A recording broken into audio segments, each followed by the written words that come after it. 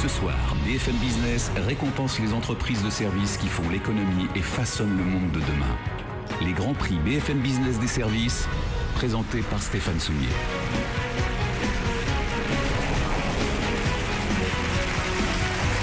Bonsoir à tous.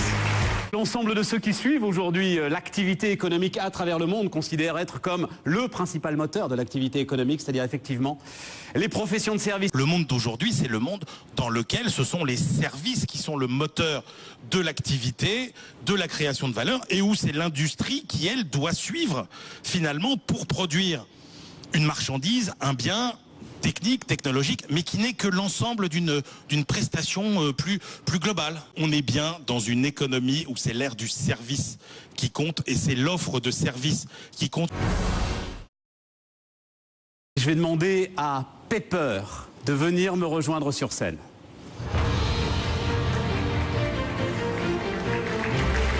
Bonjour Pepper. Bonjour à tous. Je suis très heureux d'être parmi vous ce soir. Et je suis ravie que vous ayez pensé à moi pour remettre ce prix de la transformation. On va voir quels sont les nominés pour ce prix de la transformation que va remettre Pepper.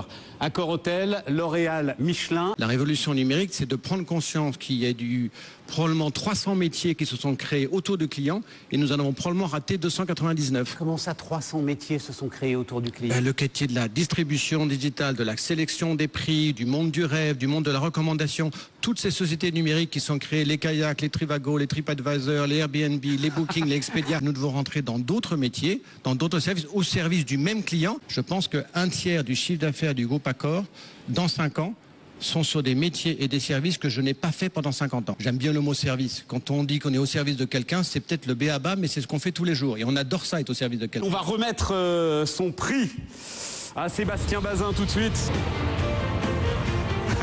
Ça va. Serrez la main. Regardez, je vais vous serrer la main.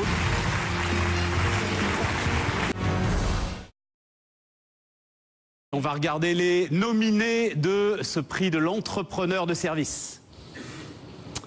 La Maison Bleue, Care Services, O2 Care Services et le groupe Samsic. Le prix de l'entrepreneur de service est attribué à O2. À partir du moment où vous avez des gens qui sont contents, qui sont épanouis, vous avez réussi à faire 99,9%. Vous avez fait 99,9% du boulot et donc vous avez l'assurance de servir correctement vos clients et de porter attention à vos clients en portant attention à vos salariés. La féminisation du travail, le vieillissement de la population, ce que disait tout à l'heure Emmanuel, de l'être, être mieux plutôt que de l'avoir toujours plus. Ouais. Tous ces phénomènes, ils sont partout, ils sont mondiaux. Exporter l'art de vivre à la française, c'est aussi exporter le savoir-faire dans les services. Merci beaucoup. Merci beaucoup. On va regarder les nominés de ce prix de l'engagement humain tout de suite.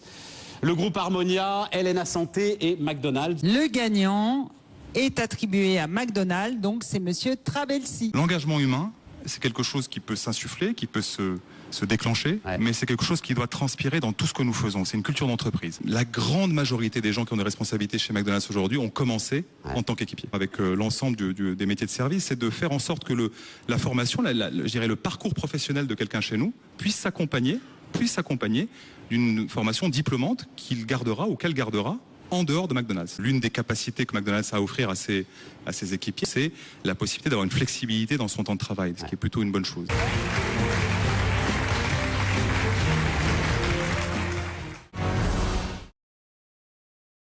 Les nominés pour ce prix du pionnier international, il s'affiche derrière moi, Actical, Altran et la boucherie.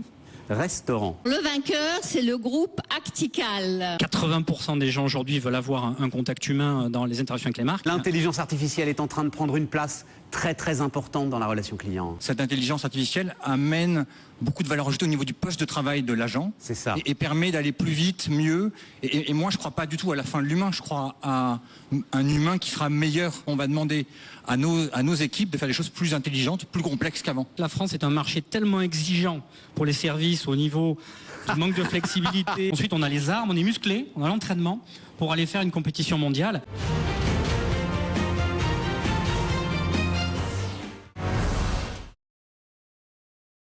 Les nominés pour ce prix de l'innovation.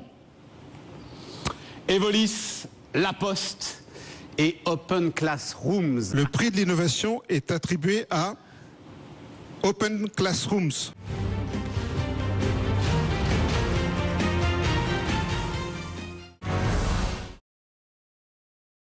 Je vais demander à Philippine Dolbeau de venir me rejoindre sur scène. Vous avez 16 ans, vous avez démarré un tout petit peu avant.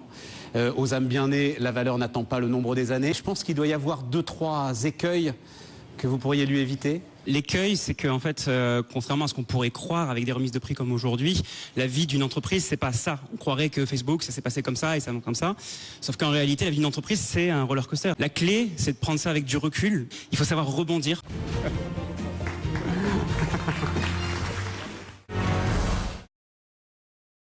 Merci de nous faire l'honneur d'être là, Pierre Bellan. Ce prix, dont je vous remercie, en fait, c'est à tous les collaborateurs de Sodexo, c'est votre prix. Est-ce que c'est encore l'heure aujourd'hui d'une opposition entre l'industrie et les services, entre les usines qui fument et ce qu'on a décrit durant toute cette soirée? Non, ça c'est clair qu'il n'y a pas de clivage entre l'industrie et les services aujourd'hui. On le voit bien, on dit aujourd'hui on achète, on vend des solutions, c'est ce que veut le consommateur. Les solutions c'est quoi? C'est l'adjonction de services à des produits principalement.